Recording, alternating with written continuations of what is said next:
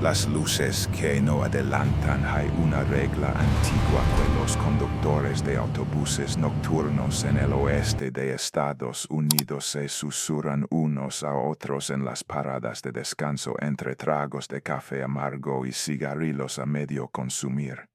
Si ves un coche siguiéndote con las luces de freno encendidas pero que nunca te adelanta, no te detengas. No mires demasiado tiempo por el espejo retrovisor. Y sobre todo nunca llamas compruebes el asiento trasero de tu vehículo hasta que amanezca. Miguel Delgado no conocía esta regla. Llevaba 30 años conduciendo rutas interestatales y se consideraba inmune a las supersticiones de carretera. Esa noche de octubre, en algún punto entre Chicago y Phoenix, descubriría que hay cosas en la oscuridad que no necesitan tu fe para existir. El olor a diésel quemado se había convertido en parte de su piel después de 3 décadas detrás del volante.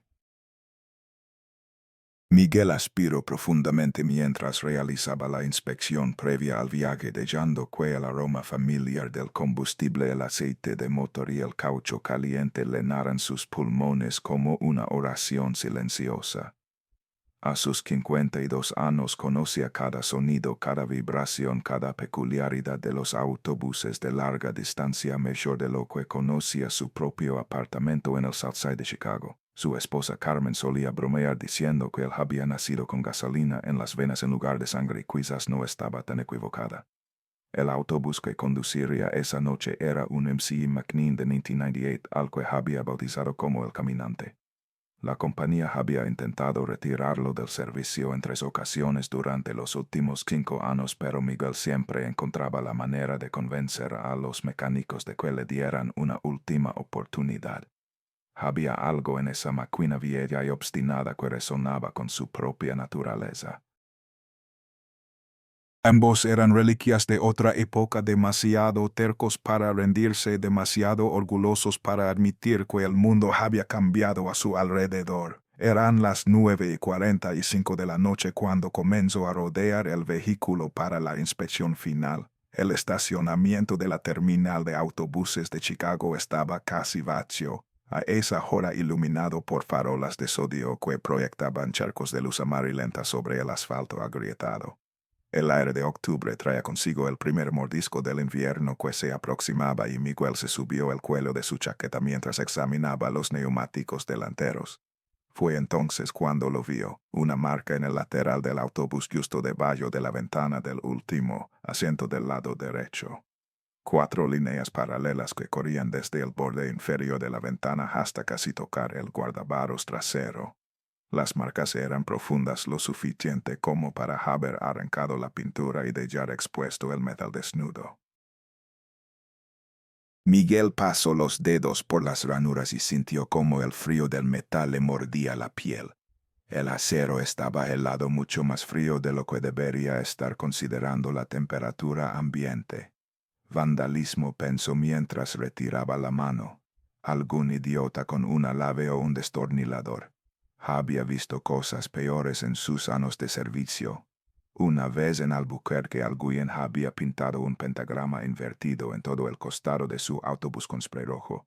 Otra vez en Memphis encontró un gato muerto colgando del espejo lateral. La gente estaba loca y las terminales de autobuses atraían a los locos como la luz atrae a las polilas. Se agachó para examinar las marcas más de cerca. 4 líneas, cada una separada de la siguiente por exactamente 2 pulgadas. Demasiado uniformes para ser accidentales, demasiado profundas para haber sido hechas con una herramienta común. Parecían más bien las marcas que dejaría algo con garras. Miguel sacudió la cabeza y se incorporó. El cerebro humano está programado para encontrar patrones, para ver caras en las nubes y monstruos en las sombras.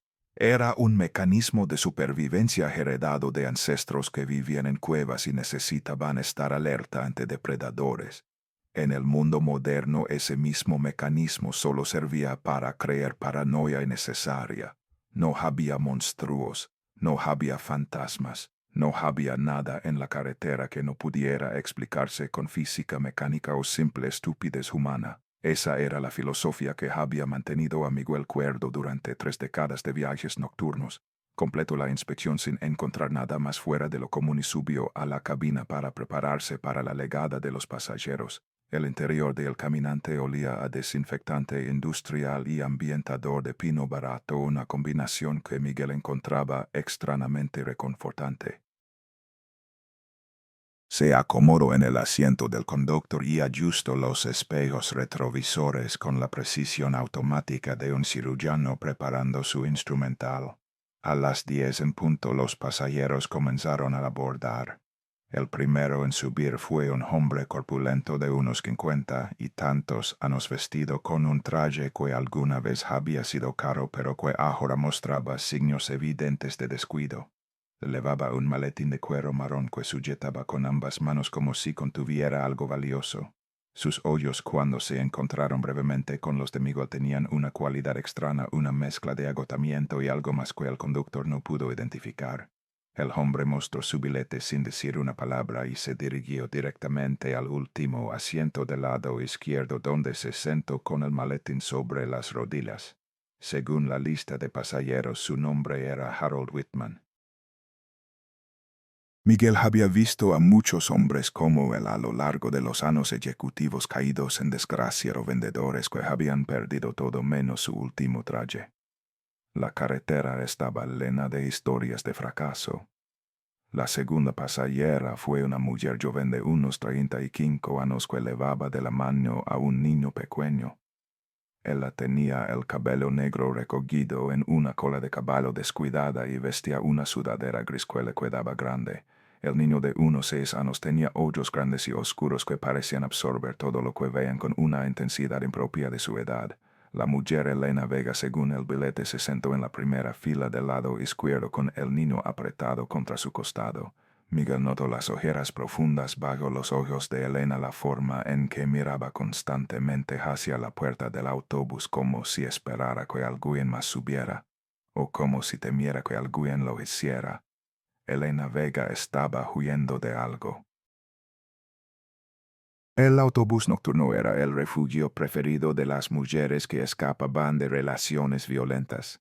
El niño Tomás no apartaba la mirada de Miguel. No era una mirada hostil ni curiosa, simplemente observadora, como si estuviera catalogando cada detalle del conductor para algún propósito incomprensible. Los siguientes en abordar fueron una pareja de ancianos, Robert y Martha Chen, que se movían con la lentitud deliberada de quienes han aprendido que la vida no tiene prisa. Se sentaron en la segunda fila del lado derecho, tomados de la mano, y comenzaron a hablar entre susurros. Miguel los catalogó mentalmente como turistas jubilados. El quinto pasajero era un joven de unos 23 años con el cabello castaño despeinado y una chaqueta de cuero que había visto mejores días. Kevin Marsh, según la lista. Llevaba auriculares colgando del cuello y una mochila que parecía contener todo lo que poseía en el mundo. Cuando subió al autobús, sus ojos se movieron rápidamente por el interior, evaluando a cada pasajero con la eficiencia de alguien acostumbrado a identificar amenazas. Se dirigió a un asiento en la sección media del lado izquierdo. Había algo en Kevin que activó las alarmas internas de Miguel. El joven estaba nervioso, demasiado nervioso para alguien que simplemente tomaba un autobús. Miraba constantemente hacia las ventanas como si esperara ver algo afuera. La sexta pasajera fue Dorothy Hayes, una mujer de unos 45 años vestida con ropa de ejecutiva que subió al autobús con la actitud de quien considera que el mundo entero está por debajo de su nivel. Se sentó en la tercera fila del lado derecho y sacó un libro de su bolso. 7 pasajeros en total según la lista. Miguel los contó 2 veces para asegurarse. Elena y Thomas, Robert y Martha, Kevin, Dorothy y Harold en el asiento trasero. Todo cuadraba. Entonces, porque sentía que algo estaba mal, sus ojos se dirigieron automáticamente al último asiento del lado derecho, el que estaba junto a Harold Whitman. Vacío, completamente vacío. La luz del interior del autobús proyectaba sombras sobre el tapizado gastado, creando formas que parecían moverse cuando Miguel no las miraba directamente. Parpadeó y las sombras se quedaron quietas. A las 10:15 Miguel cerró las puertas y puso el autobús en marcha. El caminante respondió con su gruñido característico, el motor diésel cobrando vida con una vibración que Miguel sentía en los huesos. Salieron del estacionamiento de la terminal y se incorporaron al tráfico nocturno de Chicago, dejando atrás las luces de la ciudad. La ruta era simple en teoría, pero agotadora en práctica. Chicago a Phoenix, 1,700 millas a través del corazón de América. 48 horas de viaje con paradas programadas para combustible, comida y cambios de conductor. Durante las primeras 2 horas todo transcurrió sin incidentes. Los pasajeros se acomodaron en sus asientos, algunos durmiendo, otros mirando por las ventanas la oscuridad que se extendía más allá del alcance de los faros. Miguel mantenía una velocidad constante de 70 millas por hora, sus manos relajadas sobre el volante. El niño Thomas fue el primero en dormirse acurrucado contra el costado de su madre. Elena tardó más, sus ojos permaneciendo abiertos y vigilantes hasta que el movimiento constante del autobús finalmente la venció. Los ancianos roncaban suavemente en sincronía. Dorothy Hayes había guardado su libro y dormía con la cabeza apoyada contra la ventana.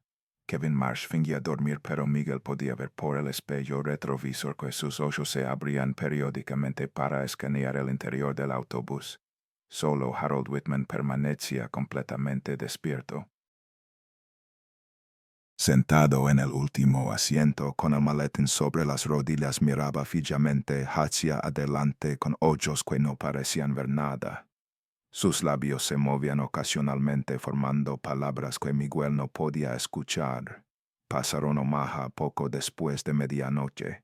Las luces de la ciudad aparecieron en el horizonte como un espejismo de civilización en medio del océano negro de las llanuras de Nebraska, y luego desaparecieron por el espejo retrovisor con la misma rapidez con que habían llegado.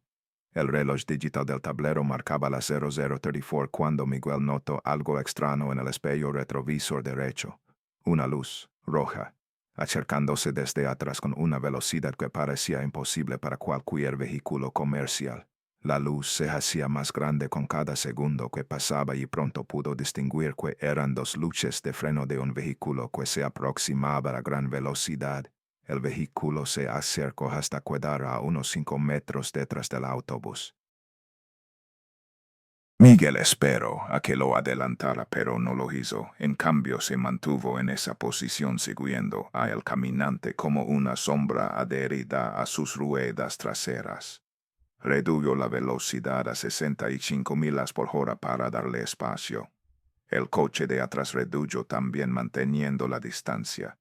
Miguel aceleró a 80. El coche aceleró también. Era como si ambos vehículos estuvieran conectados por un hilo invisible. Fue entonces cuando Miguel se dio cuenta de algo que hizo que el aire en sus pulmones se congelara. El vehículo no tenía faros delanteros encendidos, ninguna luz frontal en absoluto. Solo esas luces traseras brillando en la oscuridad, siguiéndolo a través de la noche de Colorado sin ninguna fuente de iluminación que le permitiera ver la carretera. En ese momento Thomas abrió los ojos. El niño se incorporó en su asiento, apartándose suavemente del abrazo de su madre dormida. No miraba hacia la ventana ni hacia el conductor. Miraba hacia el fondo del autobús, hacia el último asiento del lado derecho. Mamá, susurró el niño, su voz apenas audible sobre el ronroneo del motor. Porque el señor Alto está sonriendo. Elena no despertó. Nadie despertó. Solo Miguel escuchó las palabras del niño y solo Miguel sintió como el mundo que conocía comenzaba a resquebrajarse. Porque cuando miró por el espejo retrovisor central, el asiento ya no estaba vacío. Había algo sentado allí. Una silueta que parecía absorber la escasa luz del interior del autobús en lugar de reflejarla. Alta, demasiado alta para caber cómodamente en un asiento de autobús, su parte superior rozaba el techo. Y aunque no tenía rasgos discernibles, Miguel supo con una certeza helada que lo estaba mirando. El asiento ya no estaba vacío. Miguel parpadeó, convencido de que sus ojos le estaban jugando una mala pasada.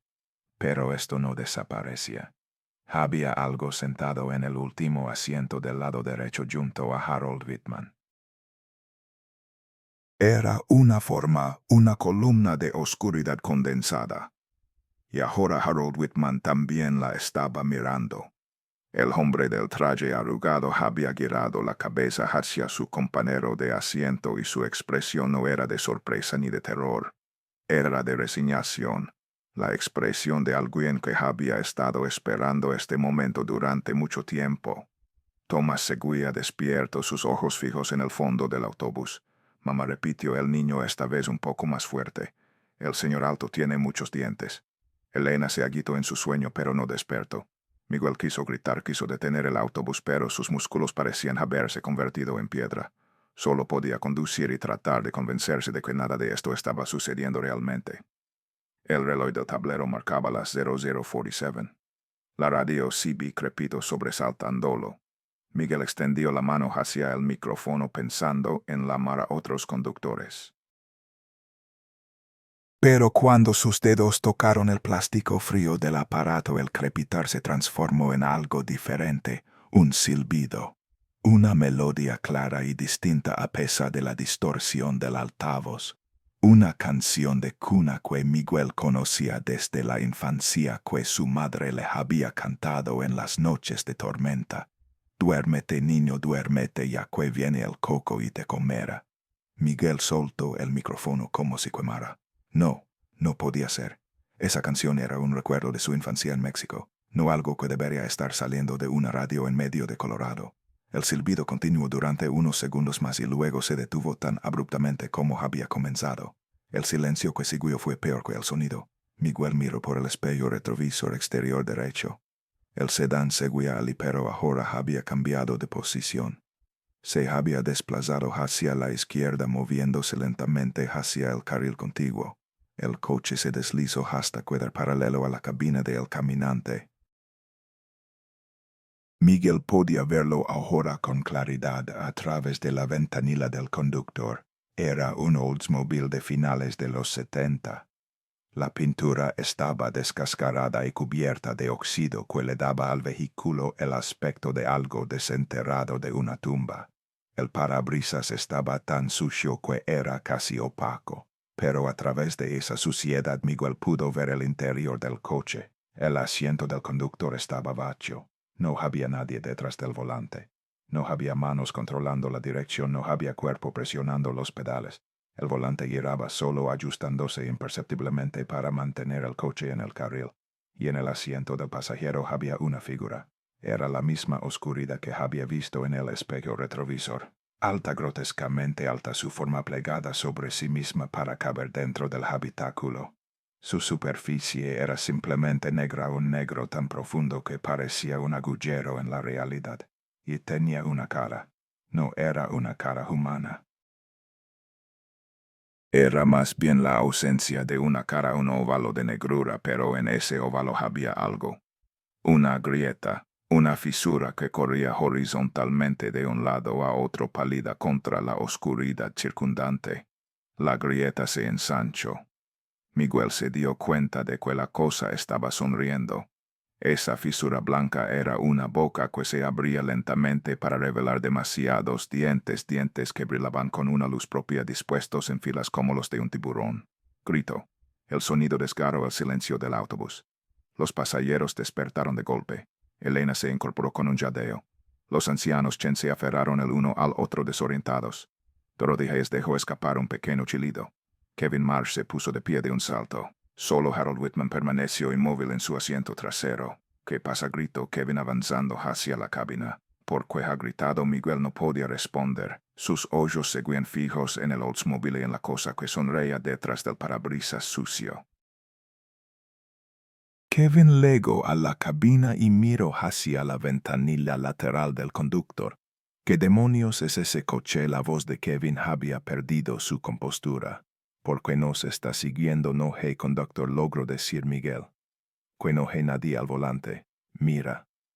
Kevin se inclinó sobre el asiento del pasajero para ver mejor y Miguel observó cómo su rostro pasaba de la confusión al miedo. Eso no es posible, susurró Kevin. Los coches no se conducen solos, no los coches viejos como ese. El Oldsmobile comenzó a acelerar, adelantándose lentamente al autobús. Se posicionó directamente delante del caminante a unos 20 metros de distancia y redujo la velocidad para igualar la del autobús. Y encima del techo del sedán, donde antes no había nada, ahora había una silueta. La cosa había salido del coche. Estaba de pie sobre el techo del Oldsmobile, su forma imposiblemente alta recortada contra el cielo nocturno. El viento de la velocidad debería haberla derribado, pero la criatura permanecía inmóvil. Su cabeza estaba girada hacia el autobús y esa sonrisa terrible seguía partiendo la oscuridad de su rostro. Levantó un brazo. No era un brazo humano. Era demasiado largo, demasiado delgado, con articulaciones que se doblaban en ángulos incorrectos. Los dedos eran como ramas secas de un árbol muerto. Y señaló hacia la parte trasera del vehículo, hacia Harold Whitman. Señor, la voz de Thomas cortó a través del pánico. El niño estaba de pie en el pasillo. El señor Alto dice que usted sabe su nombre. Miguel encontró su voz. Que señor Alto, el que está sentado atrás. El que está sentado junto al señor del maletín. Ha estado ahí desde que subimos en Chicago. Harold Whitman se puso de pie. El movimiento fue tan repentino que todos se quedaron paralizados. El hombre del traje arrugado se levantó de su asiento con el maletín todavía aferrado contra su pecho y comenzó a caminar hacia el frente del vehículo. Señor, siéntese. Miguel intentó que su voz sonara autoritaria. Señor Whitman necesita sentarse. Harold no respondió. Siguió caminando, pasando junto a Dorothy Hayes, que se encogió contra la ventana. Pasando junto a los Chen. Pasando junto a Kevin, que extiende una mano para detenerlo, pero la retiró en el último momento. Viene por mí, dijo Harold cuando le llegó a la altura de Elena y Thomas. Su voz era plana, sin emoción. Siempre supe que vendría. Solo esperaba que tardara más. ¿Quién viene por usted?, preguntó Kevin. ¿De qué está hablando? Harold lo miró. Estudias en la universidad, ¿verdad? Lo noto en tu forma de hablar. ¿Qué estudias? Kevin pareció desconcertado por el cambio de tema. Antropología, con especialización en culturas latinoamericanas. Pero eso no tiene nada que ver con... Entonces quizás conozcas la historia, lo interrumpió Harold.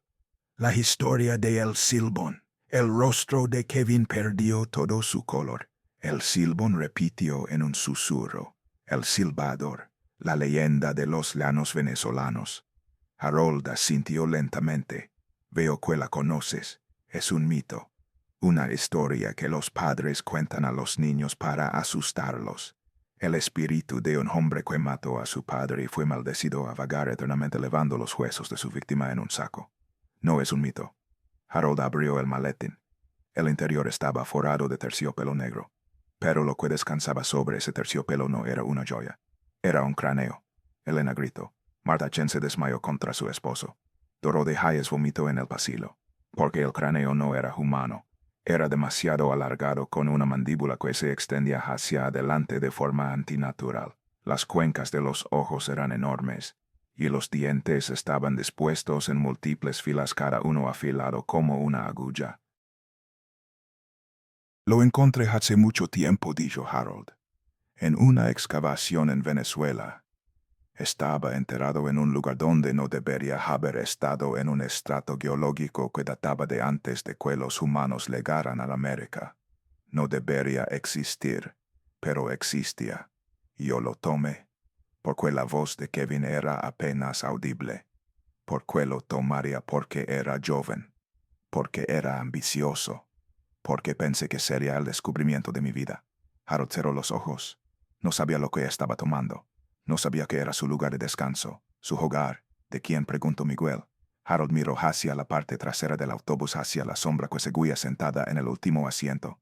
De ella, de la cosa que me ha estado persiguiendo, la cosa que ha matado a todos los que he amado uno por uno. Mi esposa, mi hijo, mis amigos. Todos muertos, todos por mi culpa. Las lágrimas corrían por su rostro. Escucho su silbido cada noche. Al principio era lejano, pero cada año se acerca más. Y esta noche finalmente me ha alcanzado. Afuera el Oldsmobile había reducido la velocidad aún más. Ahora estaba casi detenido en medio de la carretera.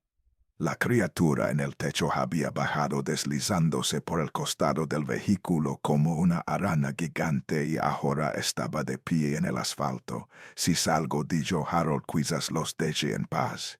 Quizás solo me quiera a mí. No puede hacer eso, dijo Elena. No puede simplemente salir allí. Señora, he pasado décadas huyendo, décadas viendo morir a la gente que amo. Estoy cansado, estoy tan terriblemente cansado, pero el niño dijo que la cosa ya está dentro, señaló Kevin, que ha estado dentro desde Chicago. Harold se quedó inmóvil, que Thomas dio un paso adelante, su pequeña mano extendida hacia Harold. El señor Alto no quiere su cabeza, dijo el niño con voz clara. El señor Alto quiere un amigo. Harold miró al niño, luego al cráneo en su maletín, luego hacia el fondo del autobús. No lo entiendes, pequeño. Esta cosa no quiere amigos. Esta cosa quiere venganza. Thomas negó con la cabeza. El señor Alto está triste. Está solo. Ha estado solo mucho tiempo. El señor Alto dice que la cabeza era su casa, pero ya no quiere la casa. Quiere algo más. ¿Qué quiere?, preguntó Miguel. Thomas lo miró. Quiere que alguien lo recuerde. El silencio que siguió fue absoluto. Y entonces la sombra en el asiento trasero se movió. La cosa se deslizó fuera del asiento y comenzó a avanzar por el pasillo del autobús, su forma oscura pasando entre las filas de asientos como humo sólido. Los pasajeros se apartaban a su paso, presionándose contra las ventanas. La sombra se detuvo frente a Harold Whitman. De cerca Miguel podía ver más detalles. La criatura era incluso más alta de lo que había pensado. Su superficie se movía constantemente como si estuviera hecha de miles de pequeñas sombras que se retorcían y entrelazaban. Harold extendió el cráneo hacia la criatura como una ofrenda. Tómalo, dijo su voz quebrándose. Tómalo y déjalos en paz. La criatura no tomó el cráneo. En lugar de eso emitió un sonido. Algo entre un suspiro y un sollozo, un sonido de una tristeza tan profunda que parecía provenir del centro mismo de la tierra. Y luego la criatura habló, no con palabras audibles. Habló directamente en las mentes de todos los presentes. Muchos años esperando, muchos años siguiendo, muchos años buscando el camino a casa. Pero la casa ya no existe. Los huesos no son el hogar. El hogar es el recordado. El hogar es no estar solo. Harold dejó caer el maletín. El cráneo rodó por el pasillo del autobús. No lo entiendo, susurró Harold. He pasado toda mi vida huyendo de ti.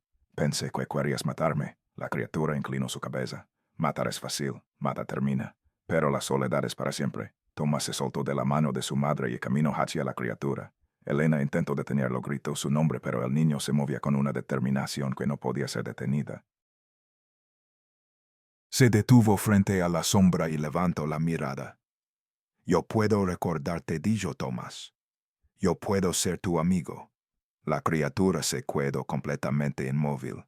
Luego lentamente la sombra comenzó a cambiar. Su forma se hizo menos definida, más difusa. La sonrisa en su rostro se hizo más pequeña, menos amenazante. Y entonces se arrodilló. La criatura se arrodilló frente al niño de 6 años. Extendió una de sus manos imposibles y la posó suavemente sobre la cabeza del niño. Thomas no se apartó. En lugar de eso sonrió. Afuera el Oldsmobile se desvaneció. Un momento estaba bloqueando la carretera y al siguiente la I-76 se extendía vacía y oscura hacia el horizonte. La sombra se puso de pie, su forma ahora notablemente más pequeña. Miró a Thomas una última vez y luego comenzó a desvanecerse. Pero no desapareció completamente. Se contrajo, se condensó hasta convertirse en una pequeña mancha de oscuridad del tamaño de un puño. La mancha flotó por un momento en el aire y luego se deslizó hacia el último asiento del lado derecho. Se asentó en la esquina del asiento apenas visible. Mami, dijo Thomas.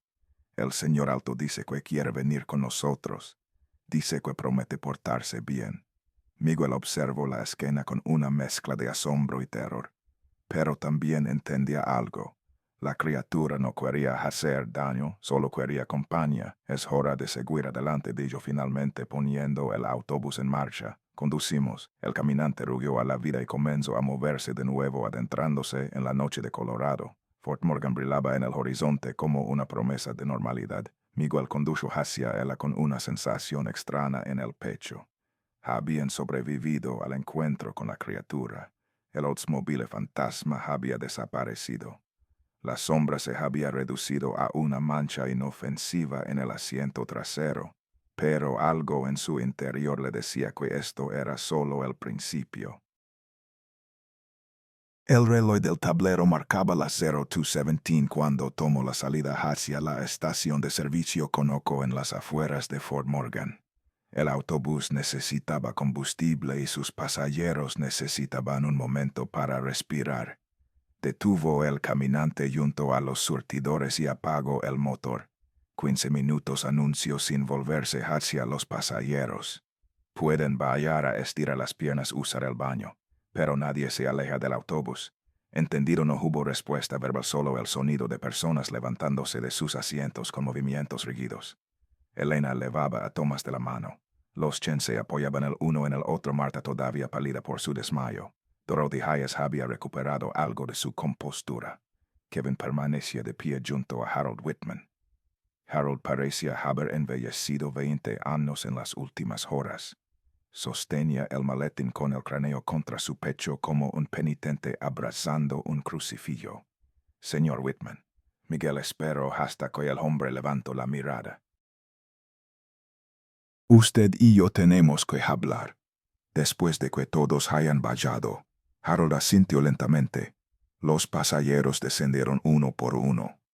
Miguel los observó alejarse hacia la tienda de conveniencia, un pequeño grupo de supervivientes que compartían un secreto que nadie más creería. Luego cerró la puerta del autobús y se volvió hacia Harold. Ahora cuénteme todo, dijo Miguel, y esta vez no omita nada. Harold se dejó caer en uno de los asientos delanteros. Lo que le dije antes era verdad. Encontré el cráneo en Venezuela hace mucho tiempo. Lo tomé porque pensé que sería mi boleto a la fama académica. Y desde entonces esa cosa me ha estado persiguiendo. Pero jamás dijo Miguel. Tomás dijo que la criatura quería un amigo que quería ser recordada. Y usted no parecía sorprendido. Porque Harold cerró los ojos. Porque no era la primera vez que intentaba comunicarse conmigo. ¿Qué quiere decir? Durante los primeros años después de tomar el cráneo, la criatura era violenta, implacable. Mataba a cualquiera que se acercara a mí. Mi asistente de investigación fue el primero.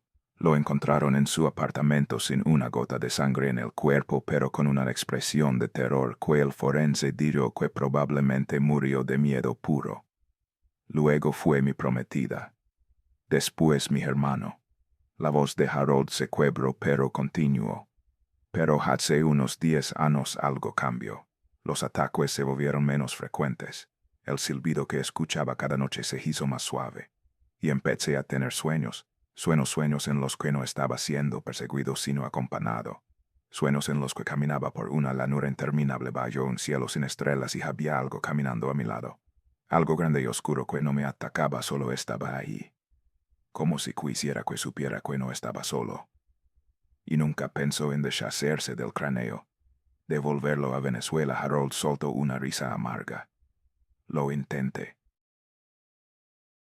Volé a Caracas 5 años después del primer asesinato, dispuesto a devolver los huesos al lugar exacto donde los había encontrado. Pero cuando llegué al sitio de la excavación no había nada. El terreno había sido nivelado para construir una planta petrolera. El lugar sagrado había sido destruido por completo. Entonces no tenía a dónde volver. Exacto, su hogar ya no existía. Y yo era el responsable. Miguel miró hacia el asiento trasero donde la pequeña mancha de sombra seguía asentada en su rincón. Si lo que dice es cierto, si la criatura realmente quería compañía y no venganza. Porque seguía matando gente. Harold tardó un momento en responder. Creo que no sabía cómo hacer otra cosa. Esta criatura ha existido durante miles de años. Su única interacción con los humanos ha sido a través del miedo y la muerte. Es lo único que conoce, como un animal salvaje que ataca porque es la única forma que tiene de comunicarse. Exactamente. Pero el niño Tomás, él no tuvo miedo. Él simplemente le habló como hablaría con cualquier otra persona. Y la criatura respondió. Por primera vez respondió de una manera que no era violenta. El sonido de la puerta del autobús abriéndose interrumpió la conversación. Kevin subió los escalones con 2 vasos de café humeante seguido por Elena que llevaba a un Thomas medio dormido en brazos. Pensé que podría necesitar esto, dijo Kevin ofreciendo uno de los vasos a Miguel. Miguel aceptó el café con gratitud. ¿Dónde están los demás? Los Chen dijeron que necesitaban caminar un poco. Están dando vueltas por el estacionamiento. Y la señora Hayes está en el baño. Kevin se sentó junto a Harold. Por un momento pareció debatirse consigo mismo. Luego habló. Debería decirles por qué estoy en este autobús. Miguel y Harold lo miraron con curiosidad. Sé que parecía nervioso cuando subí. Sé que el conductor me estaba observando. Kevin exhaló. Estoy huyendo de mi familia. No de una situación violenta como probablemente pensó de la señora Vega. Estoy huyendo porque descubrí algo que no debería haber descubierto. ¿Qué cosa?, preguntó Miguel. Mi padre es arqueólogo, como usted, señor Whitman, y hace 6 meses encontré documentos en su estudio. Documentos sobre una excavación en Venezuela, sobre un cráneo que desapareció, sobre un colega llamado Harold Whitman que se lo llevó. El silencio en el autobús se volvió denso. Mi padre ha estado buscándolo durante décadas, continuó Kevin, no para recuperar el cráneo, sino porque él también ha visto cosas, ha escuchado el silbido, y creo que usted tiene la clave para detenerlo. Harold lo miró fijamente. Tu padre trabajó conmigo en Venezuela, no con usted directamente. Él llegó al sitio después de que usted se fue. Encontró la tumba vacía. Y desde entonces dice que algo lo sigue. Porque nunca me contactó, lo intentó. Pero cada vez que se acercaba a usted alguien moría. Su secretaria. Un detective privado, su primera esposa. Mi padre cree que la criatura lo protege a usted que mata a cualquiera que intente interferir. Miguel sintió que la cabeza le daba vueltas. Entonces, tu padre también está siendo perseguido. No de la misma manera. Él escucha el silbido pero nunca ha visto la criatura. Cree que hay más de una. Que el silbón no es una sola entidad sino una especie. Una familia, la palabra quedó suspendida en el aire como un relámpago. Una familia, repitió Harold. Entonces la cosa en el autobús. Kevin asintió. Podría ser un hijo o una hija. Una cría que se aferró al cráneo cuando usted lo tomó. Miguel miró hacia el asiento trasero. La pequeña mancha de oscuridad ya no parecía amenazante. Parecía exactamente lo que Kevin estaba sugiriendo, una niña perdida buscando su camino a casa. Fue entonces cuando notó que los Chen no estaban en el estacionamiento. Miguel se levantó de su asiento y bajó del autobús. El aire nocturno de Colorado era frío y limpio. Miró hacia el área iluminada de la gasolinera. No había rastro de la pareja de ancianos. Señor Chen le llamó. Señora Chen no hubo respuesta. Caminó hacia el borde del estacionamiento donde la luz daba paso a la oscuridad del campo abierto. Y entonces vio algo que hizo que su sangre se helara. 2 figuras a unos 50 metros de distancia inmóviles en medio del campo. Robert y Martha Chen tomados de la mano como siempre pero completamente quietos. Y frente a ellos bloqueando su camino de regreso había algo más. No era la misma criatura que había visto antes. Esta era diferente, más sólida, más definida, con un contorno que sugería huesos debajo de algo que no era exactamente piel. Era vagamente humanoide, pero las proporciones estaban terriblemente mal. Los brazos eran demasiado largos, las piernas se doblaban en ángulos incorrectos, y la cabeza era un cráneo desnudo, sin piel, sin carne. Un cráneo idéntico al que Harold Whitman llevaba en su maletín. Y estaba silbando. Kevin apareció a su lado. ¿Qué es eso? No lo sé. Pero los Chen están allí fuera con él. Miguel agarró una barra de hierro que estaba apoyada contra la pared de la tienda. Quédese aquí, dijo a Kevin. Si algo sale mal, suba al autobús y váyase. No voy a dejarlo solo allí fuera. No es una sugerencia. Miguel comenzó a caminar hacia el campo. El silbido se hacía más fuerte a medida que se acercaba la melodía, envolviéndolo como una niebla helada. Los Chen no se habían movido. Estaban paralizados, sus rostros vueltos hacia la criatura con expresiones de terror absoluto. La criatura giró su cabeza hacia Miguel. Ahora podía verla con claridad. Era la muerte personificada, el horror hecho carne. Sus brazos llegaban casi hasta las rodillas. Sus piernas se doblaban en ángulos incorrectos. y la cabeza era un cráneo que brillaba bajo la luz de la luna. La criatura dejó de silbar. El ladrón. Miguel apretó la vara de hierro. No soy ningún ladrón. No tú, el otro, el que eleva mis huesos. Sus huesos, repitió Miguel comprendiendo lentamente. Ustedes como la otra, la que está en el autobús, la pequeña está en tu vehículo, la pequeña mejilla. Miguel sintió como si el suelo se hubiera abierto bajo sus pies. Durante todo este tiempo había asumido que la sombra en el autobús era la misma entidad que había estado persiguiendo a Harold. Pero no era así. Era una niña, la cría de un monstruo. Su hija, logró decir Miguel. El cráneo que Harold tomó era el cráneo de su hija. Era su cuna, su lugar de descanso, donde dormía entre las cacerías. Y ese hombre lo arrancó de la tierra que la protegía. La ira en la voz de la criatura era palpable. No sabía lo que estaba tomando, dijo Miguel. Pensó que era solo un artefacto. La ignorancia no perdona la profanación. La criatura dio un paso hacia Miguel. Durante muchos años he seguido al ladrón esperando el momento adecuado. Durante muchos años he matado a los que lo rodeaban tratando de hacerle entender el dolor de la pérdida. Pero él nunca entendió.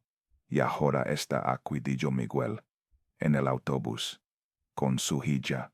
La criatura se detuvo.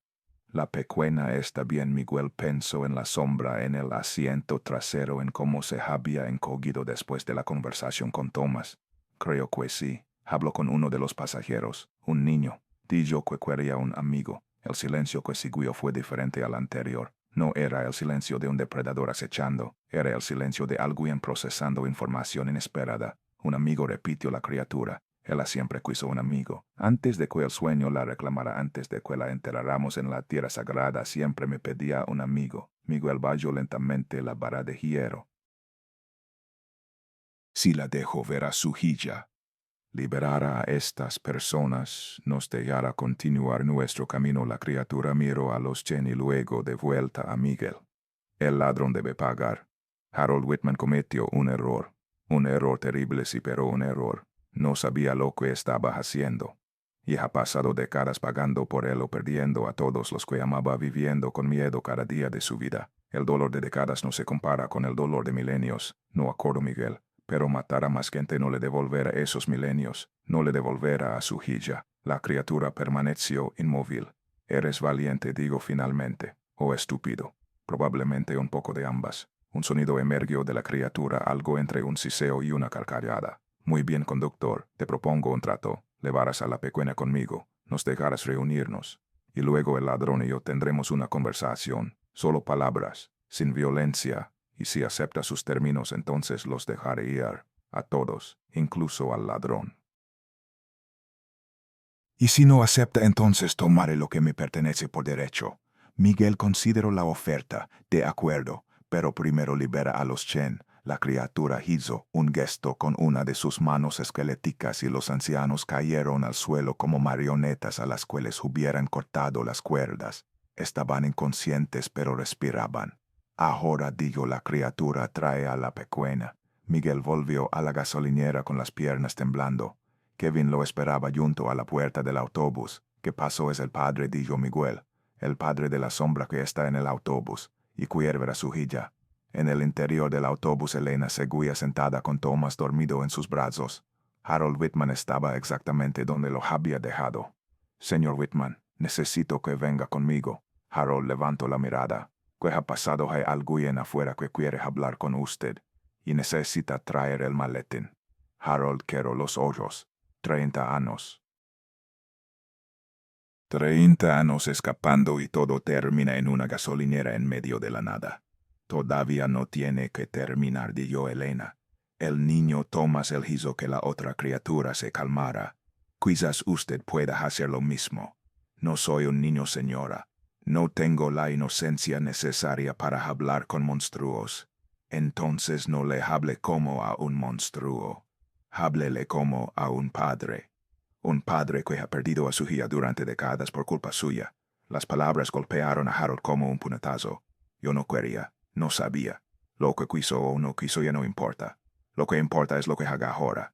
Puede seguir huyendo o puede enfrentar las consecuencias de sus actos. Harold miró el maletín en sus manos. Tengo miedo, admitió. Todos tenemos miedo, dijo Miguel, pero el miedo no nos excusa de hacer lo correcto. Harold se puso de pie. Está bien, iré. Hay algo más, añadió Miguel. Él quiere ver a su hija, a la sombra que está en el asiento trasero. ¿Cómo la sacamos? Yo puedo hacerlo. La voz era de Thomas. El niño había despertado y estaba mirando a los adultos. Ella me escucha. Puedo pedirle que venga. Thomas no. Elena apretó a su hijo. No quiero que te acerques a esa cosa otra vez. Mamá no me va a hacer daño. Es mi amiga. La simplicidad de la declaración dejó a todos sin palabras. Está bien, dijo Miguel. Thomas, pídele que venga, pero cuídate cerca de tu madre. Thomas asintió y se volvió hacia el fondo del autobús. Oye, señorita Sombra, tu papá está afuera. Quiere verte. Puedes venir conmigo por un momento, nada sucedió. Y luego la mancha de oscuridad se movió. Se deslizó fuera del asiento y comenzó a avanzar por el pasillo del autobús. Era más pequeña de lo que había sido antes, del tamaño de un niño. Cuando pasó junto a Harold, el hombre se estremeció, pero la sombra no le prestó atención. Toda su atención estaba fija en Thomas. El niño extendió su mano y la sombra la tomó. Bendijo el niño. Vamos a ver a tu papá. Bajaron del autobús juntos el niño y la sombra, seguidos por Harold. Miguel iba detrás con la vara de hierro. La criatura del campo había avanzado hasta el borde del estacionamiento. Cuando vio a la pequeña sombra de la mano de Thomas, algo cambió en ella. La rigidez de su postura se aflojó. La tensión predatoria se disipó como niebla al amanecer. Pequeña, dijo la criatura, y su voz ya no era el sonido rasposo de antes. Era algo más suave, casi tierno. Has crecido. La sombra soltó la mano de Thomas y se deslizó hacia adelante. Cuando llegó hasta la criatura, ésta se arrodilló extendiendo sus brazos esqueléticos y la sombra se fundió con ella en un abrazo. Miguel observó la escena. Eran monstruos que habían matado a incontables personas. Pero también eran padre e hija reunidos después de miles de años de separación. El abrazo duró varios segundos. Luego la criatura se puso de pie, la sombra de su hija ahora flotando a su lado. Se volvió hacia Harold, ladrón. Harold dio un paso adelante. No era mi intención. No sabía lo que estaba tomando. Solo quería ser alguien. Hacer algo importante. Tomaste lo más precioso que tenía. La cuna de mi hija. Lo sé. Y lo siento. Lo siento más de lo que jamás podré expresar. ¿Crees que una disculpa es suficiente, no? Harold dejó caer el maletín al suelo. Nada es suficiente. Puedes matarme si quieres. Después de todo lo que he hecho, probablemente es lo que merezco. La criatura avanzó hasta quedar directamente frente a Harold. Debería matarte. Debería arrancarte los huesos uno por uno. Harold cerró los ojos esperando el golpe final. Pero ella no quiere eso, continuó la criatura. Ella me ha dicho durante nuestro abrazo que ha encontrado algo que no esperaba. Un amigo. Un niño que no tuvo miedo de ella. Un niño que la vio como lo que realmente es. Thomas se adelantó. ¿Significa eso que no van a lastimar a nadie? La criatura bajó su cabeza de cráneo para mirarlo. Tú cuidaste de mi hija cuando yo no podía. Le ofreciste lo que yo nunca pude darle. Por eso, pequeño humano, tienes mi gratitud. Entonces podemos ser amigos todos. La criatura pareció considerar la pregunta durante un largo momento. La amistad entre los nuestros y los tuyos es complicada. Somos demasiado diferentes. Vivimos demasiado tiempo. Pero mi amiga Sombra me entiende, insistió Thomas, y yo la entiendo a ella. Sí, la voz de la criatura se suavizó. Quizás los niños tienen una capacidad que los adultos han perdido. Una capacidad para ver más allá de la forma, más allá del miedo, hasta la esencia de las cosas. Se volvió hacia Harold. Voy a dejarte vivir. No porque lo merezca, sino porque mi hija me lo ha pedido. Ella dice que ha sufrido lo suficiente. Harold cayó de rodillas, las lágrimas corriendo por su rostro. Gracias. No merezco esto, pero gracias. No, no lo mereces. Pero el perdón nunca se trata de merecer. Se trata de elegir dejar ir el dolor. La criatura se irguió, Pero hay una condición. El cráneo. Debes llevarlo de vuelta a Venezuela. No al lugar donde lo encontraste, ese lugar ya no existe. Pero hay otros lugares sagrados, donde nuestra especie ha dormido durante milenios. Debes encontrar uno de esos lugares y enterrar el cráneo allí. ¿Cómo sabré dónde buscar? Mi hija te guiará. Harold miró hacia la pequeña sombra. Ella vendrá conmigo, hasta que la tarea esté completa. Luego regresará a mi lado. La criatura miró a Miguel. Y tu conductor, has mostrado valor esta noche. Has visto lo que otros no pueden ver. Por eso te doy una advertencia. Mi hija no es la única que busca compañía. Hay otros como él, otros que han perdido su hogar, otros que vagan en la oscuridad buscando a alguien que los vea. Quizás algún día uno de ellos te encuentre a ti. Miguel sintió un escalofrío recorrer su columna, pues se supone que debo hacer si eso sucede. La criatura inclinó su cabeza. Lo que hiciste esta noche, no corre. No temer, simplemente ver. Kevin se adelantó. Espere, mi padre también ha estado buscando respuestas. También ha escuchado el silbido. Puede ayudarlo. La criatura lo miró. El hijo del otro excavador. Conozco a tu padre. Él también profanó nuestra tierra, aunque no tomó nada físico. Tomó conocimiento, información sobre nosotros que no debería haber obtenido. Va a matarlo tu padre, no es mi preocupación. Él busca entender lo que somos. Esa búsqueda es su propia condena. Cuanto más aprenda, más se acercará a la verdad. Y la verdad de lo que somos no es algo que los humanos puedan soportar. Kevin tragó saliva. ¿Qué debo hacer? Decide si quieres seguir los pasos de tu padre o forjar tu propio camino. La curiosidad puede ser un don o una maldición. Depende de cómo la uses. Es hora de irse, dijo la criatura. El amanecer se acerca y nosotros pertenecemos a la noche. Se volvió para marcharse, pero Harold lo detuvo. ¿Cómo te llamas después de todo esto? Creo que al menos deberías saber tu nombre. La criatura se detuvo. Hace mucho tiempo teníamos nombres.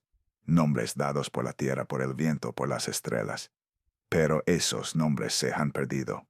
Ustedes nos llaman el Silbón. No es el nombre que elegimos, pero es el nombre que tenemos ahora. Y tu hija tiene nombre. La criatura miró a la pequeña sombra. Ella eligió un nombre hace mucho tiempo antes del sueño, un nombre que escuchó del viento, lo ha olvidado durante los milenios de oscuridad. Quizás con el tiempo lo recuerde. Se volvió hacia Thomas. O quizás tú puedas darle uno nuevo pequeño humano. Los amigos a veces hacen eso. Thomas pareció considerar esto con seriedad. Puede parecer Luna porque la conocí una noche de luna grande. La sombra tembló y todos los presentes podrían haber jurado que estaba complacida. Luna, repitió la criatura. Un buen nombre. Un nombre de luz para una criatura de oscuridad. Quizás eso sea exactamente lo que necesita. Y con eso la criatura comenzó a alejarse, adentrándose en la oscuridad del campo. Harold recogió su maletín y se volvió hacia Miguel. Gracias, dijo. Por todo. No me agradezcas a mí. Agradece al niño. Harold miró a Thomas y asintió. Gracias, pequeño. Has hecho más esta noche de lo que yo pude hacer en décadas. Thomas sonrió. Cuida bien de Luna. Vale, lo intentaré. Harold Whitman se adentró en la noche siguiendo a la criatura esquelética con la pequeña sombra llamada Luna flotando a su lado. Miguel los observó hasta que desaparecieron en la oscuridad. El amanecer legó a Fort Morgan como una promesa de normalidad que Miguel sabía que era mentira. Recogieron a los Chen del campo todavía inconscientes pero respirando. Kevin y Elena los cargaron hasta el autobús mientras Miguel llamaba a emergencias desde el teléfono de la gasolinera. Les dijo a los paramédicos que los ancianos habían sufrido un desmayo. No menciono nada sobre criaturas esqueléticas ni sombras vivientes. El resto del viaje a Denver transcurrió en silencio.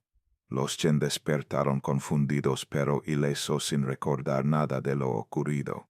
Dorothy Hayes miraba por la ventana con ojos vacíos. Kevin permanecía sentado junto a Elena y Thomas, y Miguel conducía sus manos firmes en el volante. Llegaron a Denver a las 6 de la mañana. Miguel detuvo el caminante en la terminal de autobuses y abrió las puertas por última vez. Los pasajeros descendieron uno por uno. Kevin fue el primero en despedirse. Voy a volver con mi padre, dijo.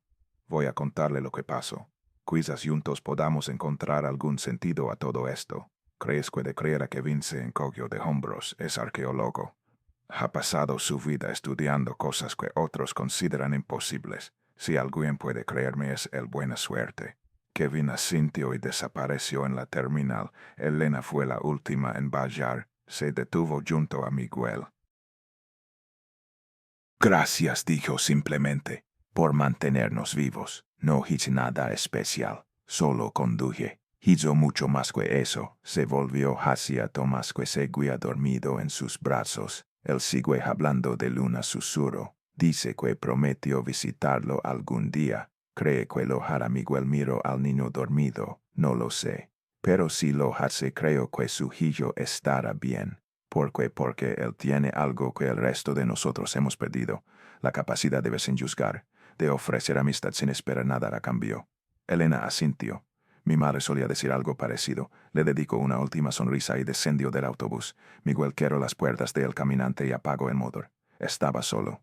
Debería haberse sentido aliviado. La pesadilla había terminado. Pero cuando miró por el espejo retrovisor hacia el asiento trasero donde Luna había permanecido durante horas, sintió un vacío que no esperaba sentir. La soledad, pensó, es lo mismo para todos. 3 meses después, Miguel Delgado ya no era conductor de autobuses.